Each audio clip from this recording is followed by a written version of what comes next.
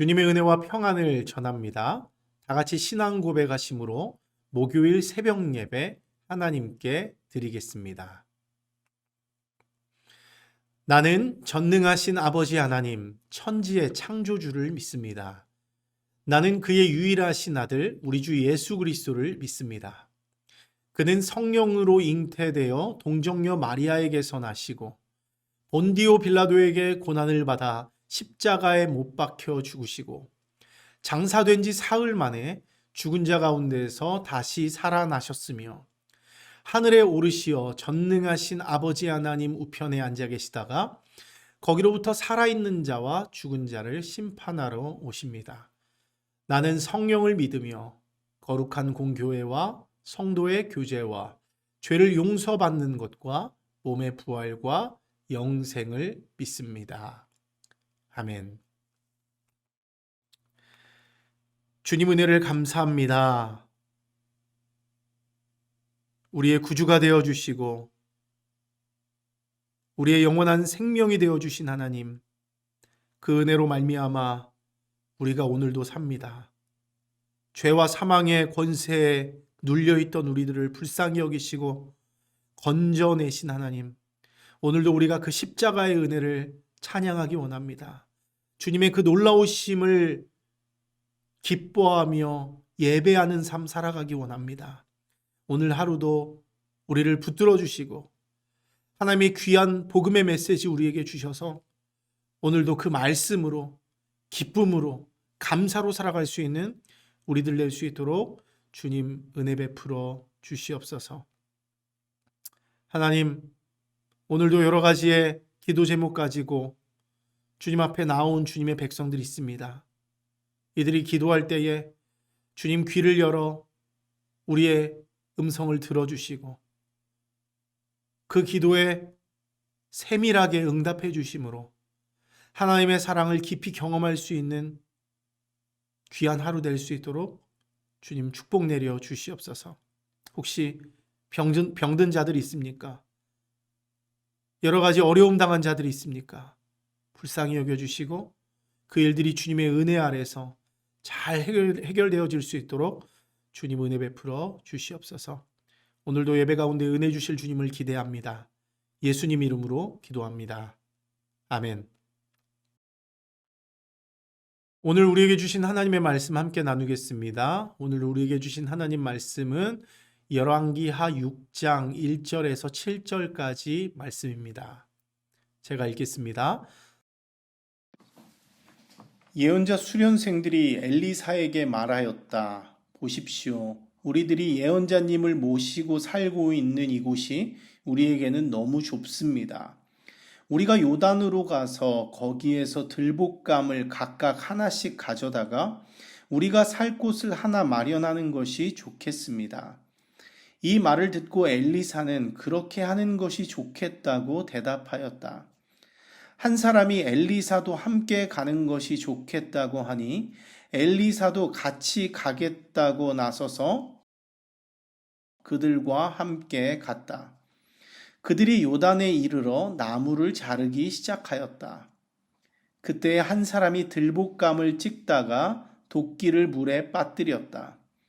그러자 그는 부르짖으며 아이고 선생님, 이것은 빌려온 도끼입니다 하고 소리쳤다. 하나님의 사람이 물었다. 어디에 빠뜨렸느냐?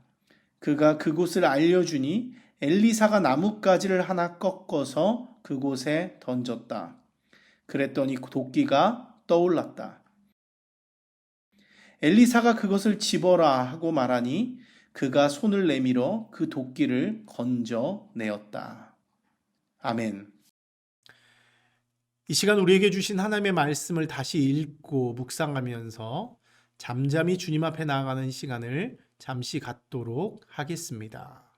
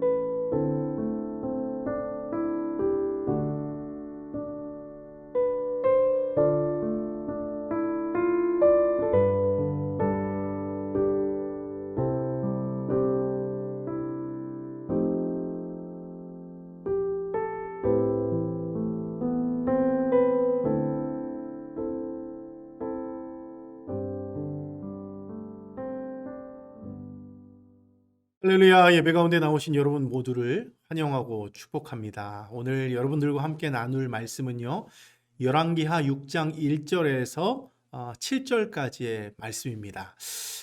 그런데 여러분 오늘 본문을 읽어보셨죠? 이 본문을 읽어보니까 어떻습니까? 어디서 많이 들어봤던 이야기가 기록되어 있습니다. 그것이 뭐예요? 바로 우리가 어린 시절 즐겨 듣던 전래동화 금도끼 은도끼 이야기와 아주 흡사하다고 할 수 있죠. 혹시 그 이야기가 오늘 이 본문을 바탕으로 나온 것이 아닐까 하는 생각이 들 정도로 그 내용이 아주 흡사하다는 것을 우리가 발견할 수 있습니다. 여러분 어쨌든 오늘 이 이야기의 시작은 이래요. 1절과 2절을 보면 엘리사 선지자의 제자들이 엘리사에게 신학교 건축을 제안하고 있어요. 현재 그 선지자 학교에 자신들이 거주하는 그 공간이 너무 좁았기 때문에 요단 지역의 더 넓은 공간에 선지자 학교를 짓자 이렇게 제안하고 있습니다. 엘리사 역시도 현재 이 좁은 공간에 불편함을 느꼈던 것 같아요. 그 제자들이 너무나 좁고 어려운 상황에서 이렇게 있는 것이 마음에 불편함이 있었던 것이죠. 미안함이 있었던 것이죠. 그래서 그들의 제안에 동의하고 함께 요단으로 가게 됩니다. 그래서 본격적인 선지학교 건축이 시작되는데요. 공사의 시작부터 사고가 일어나게 됩니다. 어떤 사고가 일어납니까? 한 제자가 이 신학교의 건물을 짓기 위해서 그 재료가 되는 나무를 베기 시작했다는 거예요. 그 나무를 베기 위해서는 도끼가 필요했거든요. 열심히 도끼로 나무를 베기 시작하다가 실수로 도끼를 물에 빠뜨리는 그런 사고가 일어나게 됐다는 것이죠. 그러자 어떤 일이 일어납니까? 도끼를 물속에 빠뜨린 이 제자가 오늘 본문에서 힘이 절망하면서 울부짖는 소리로 엘리사에게 이렇게 외치죠. 아이고 선생님, 이것은 빌려온 도끼입니다. 엘리사 선지자여, 이 도끼는 빌려온 도끼입니다. 어떻게 합니까? 이렇게 울면서 부르짖었다는 것입니다.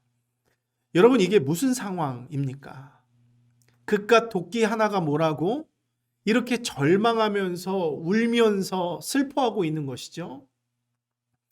여러분 이거는 당시의 배경적인 상황을 우리가 조금 알면 충분히 이 사람의 마음을 공감할 수 있는 상황이에요. 여러분 당시에 도끼 한 자루의 값은요 엄청나게 비쌌습니다. 그 이유가 무엇입니까? 당시에는 철기 시대가 시작이 됐거든요. 근데 아무리 그 철기 시대가 시작됐다고 해도 철을 재련하고 예리하게 다듬는 것은 아무나 할 수 없는 최첨단 기술이었다는 거예요. 요즘에는 가까운 캐네디언 타이어 이런 데만 가도 얼마나 훌륭한 농기구들이 많이 날카롭게 갈려서 되어 있습니까? 하지만 이때만 해도 철기가 시작됐다고 해도 이런 철을 재련하고 예리하게 다듬는 기술은 아무나 할 수 없는 기술이었다는 것이죠. 그리고 그런 기술이 있다고 해도 그것을 만들기 위해서는 정말로 많은 시간과 에너지와 인력이 필요했다는 거예요. 더군다나 사무엘하 우리가 말씀을 읽어오면서 아셨겠지만 13장 19절 이하를 보면 그 당시 이스라엘 땅에는 철공이 없었다 이런 말씀까지 나와 있죠. 여러분 철공이 무엇입니까? 철공은 철을 재련하고 다듬을 수 있는 특별한 기술이 있는 사람을 말하죠.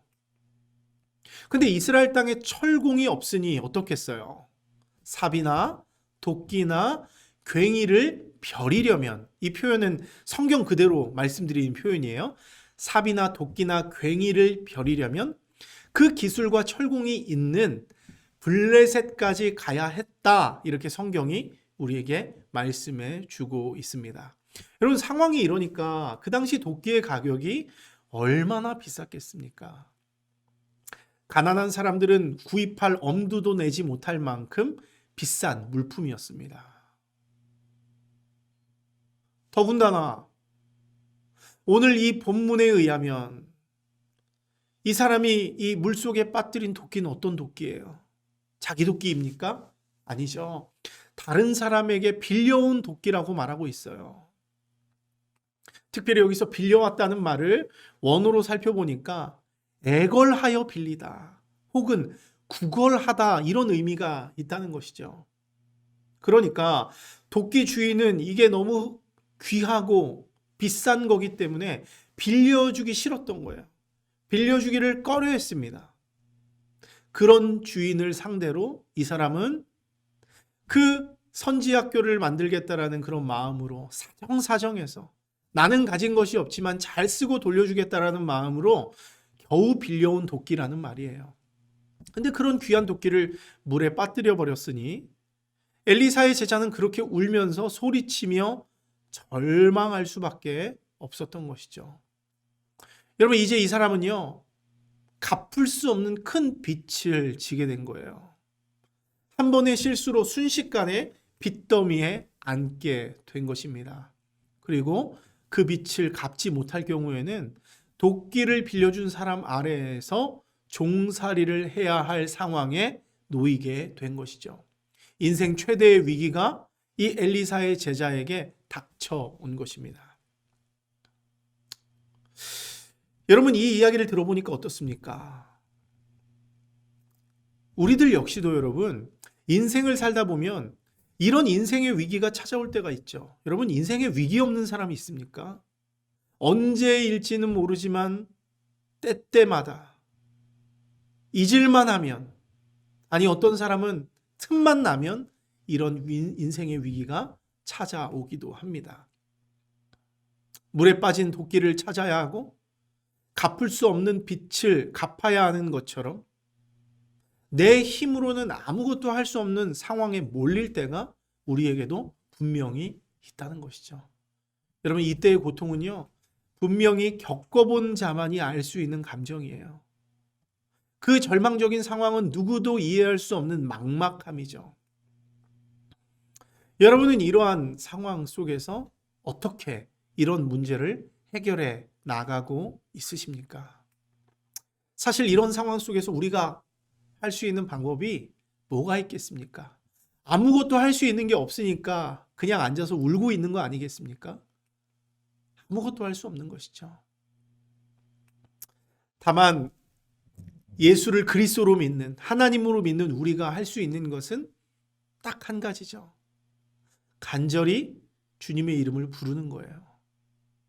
이 절망한 인생 가운데 하나님의 은혜가 부어질 수 있도록 그냥 눈물로 간구하면서 기도하는 것뿐이죠.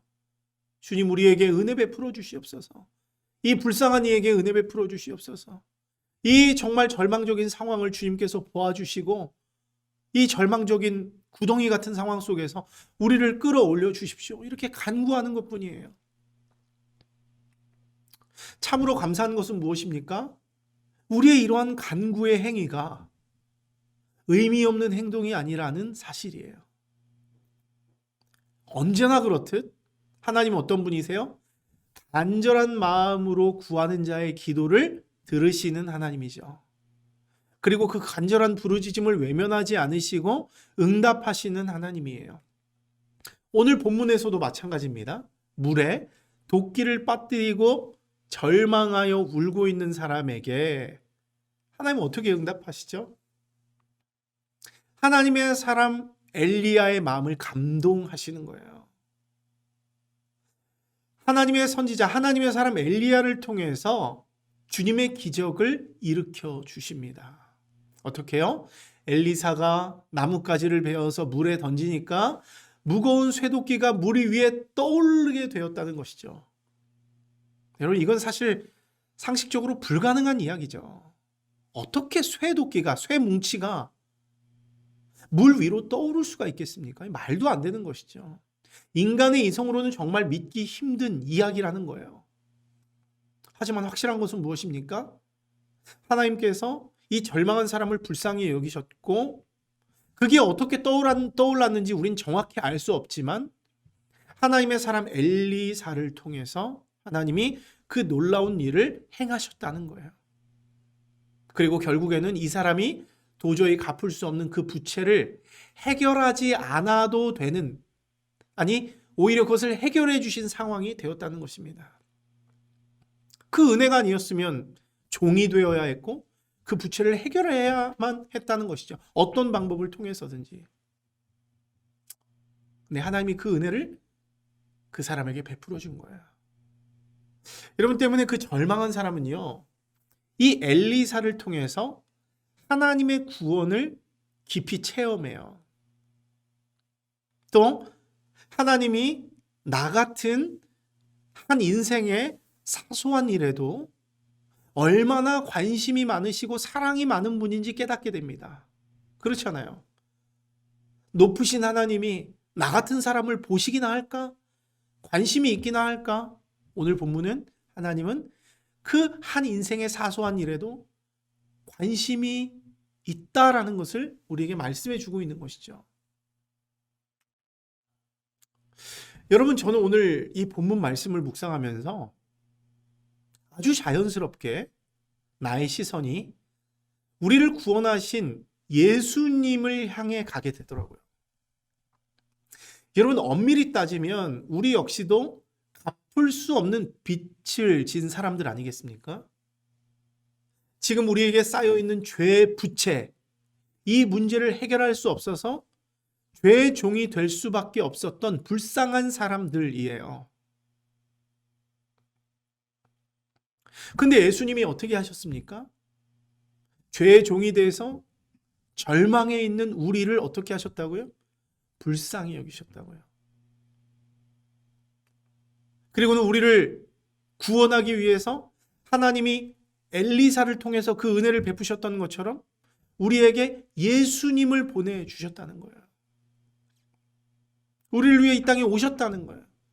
그리고는 십자가 위에서 죽으심으로 영단번의 제사를 드리시고 우리가 가진 모든 죄의 부채를 대신 갚아 주셨다. 이게 바로 성경의 메시지죠. 실제로 예수님이 십자가 위에서 마지막 숨을 거두시기 전에 뭐라고 말씀하십니까? 다 이루었다. 다 이루었다. 이런 말씀하세요. 여러분, 이것을 헬라어로 테텔레스타이라고 하는데요. 이것은 상거래 용어예요. 상인들이 쓰는 용어라고요. 더 정확히 말해서 당시에 상인들이 주고받았던 영수 중에 테텔레스타이라는 단어가 쓰여 있었는데 그 뜻이 뭐냐면 값을 다 지불했다. 완불되었다. 계산이 끝났다. 이런 뜻을 가지고 있다는 거예요. 즉 예수님께서 우리가 치러야 할 죄의 값을 십자가 위에서 대신 죽어서 치러주심으로 우리가 해결하지 못할 부채의 문제를 주님께서 해결해 주시고 우리에게 구원을 주셨다는 거죠. 여러분, 이것이야말로 은혜 아니겠습니까? 전적 무능력의 상태에 있는 우리를 불쌍히 여기고 아무 조건 없이 은혜를 베풀어 주신 그 하나님의 사랑이야말로 우리에게 정말 복된 소식이 되는 것이죠. 복된 소식이 되는 겁니다. 사랑하는 성도 여러분, 말씀을 마무리합니다. 혹시 도무지 해결할 수 없는 문제 때문에 지금 절망에 계신 분 계십니까? 혹은 죄의 종이 되어서 벗어나기 힘든 분이 계세요? 그렇다면 우리의 구원자 되신 예수님을 붙들어 보십시오. 그 예수님께서 우리의 죄의 문제와 우리 인생이 맞닥뜨린 모든 인생의 문제들을 해결해 주실 거예요. 구원을 베풀어 주실 것입니다. 우리가 할 수 있는 것은 단 한 가지죠. 주님, 우리를 도와주십시오. 주님, 우리를 만나 주십시오. 우리 인생의 여러 가지 문제, 우리가 가진 여러 가지 부채들 주님께서 해결하실 수 있으니 주께서 도와주십시오. 기도할 수밖에 없는 것입니다. 오늘 하루도 인생을 살면서 여러분의 모든 문제를 주님 앞에 내려놓으시고 부르짖으며 주님 우리 인생에 찾아오셔서 우리의 문제를 해결해 주십시오. 기도할 수 있는 여러분 모두가 될 수 있기를 주님의 이름으로 축원합니다. 함께 기도하겠습니다. 참 좋으신 하나님 감사합니다. 오늘도 주의 말씀을 통해서 주님이 얼마나 크고 놀라우신 분인지, 한 인생의 어려움까지도 관심을 갖고 돌보시는 그런 하나님이라는 것을 우리가 배우게 됩니다. 절망한 한 인생을 불쌍히 여기시고 하나님의 사람을 보내셔서 그 문제를 해결해 주신 하나님, 그 부채를 해결해 주신 하나님, 그 주님께서 지금 우리에게도 예수 그리스도, 아들 예수 그리스도를 우리에게 보내주셔서 우리의 죄의 부채를 해결해 주시고 우리에게 영원한 생명과 자유를 주시는 분이 바로 하나님임을 우리가 믿습니다. 우리 인생에도 여러 가지 어려움들이 있습니다. 또 우리가 해결하지 못하는 죄와 사망의 부채들이 우리 안에 있습니다. 감사하게도 주께서 그 아들 예수를 보내셔서 우리의 부채를 해결하기 위하여 그 아들 보내주셨사오니 우리로 하여금 그분을 환영하게 하시고 그분을 믿게 하시고 그 아들을 우리의 구주로 왕으로 영접함으로 말미암아서 죄와 사망의 권세에서 건진받아 주님의 사랑의 아들의 나라로 옮겨지는 그런 탕감의 은혜를 받을 수 있도록, 누릴 수 있도록 주님 축복하여 주시옵소서. 오늘도 여러 가지 기도의 제목들 가지고 주님 앞에 나온 사람들이 있습니다. 이들의 문제들, 이 갚을 수 없는 이 부채들을 주께서 친히 담당하여 주시고 해결해 주셔서 하나님의 사랑을 경험하게 하시고 주님이 나를 구원하기 위하여 이 땅에 오신 구주라는 것을 경험할 수 있도록 은혜 베풀어 주시옵소서. 감사드리며 예수님 이름으로 기도합니다. 아멘. 하늘에 계신 우리 아버지, 아버지의 이름을 거룩하게 하시며 아버지의 나라가 오게 하시며 아버지의 뜻이 하늘에서와 같이 땅에서도 이루어지게 하소서. 오늘 우리에게 일용할 양식을 주시고 우리가 우리에게 잘못한 사람을 용서하여 준 것 같이 우리 죄를 용서하여 주시고 우리를 시험에 빠지지 않게 하시고 악에서 구하소서. 나라와 권능과 영광이 영원히 아버지의 것입니다. 아멘.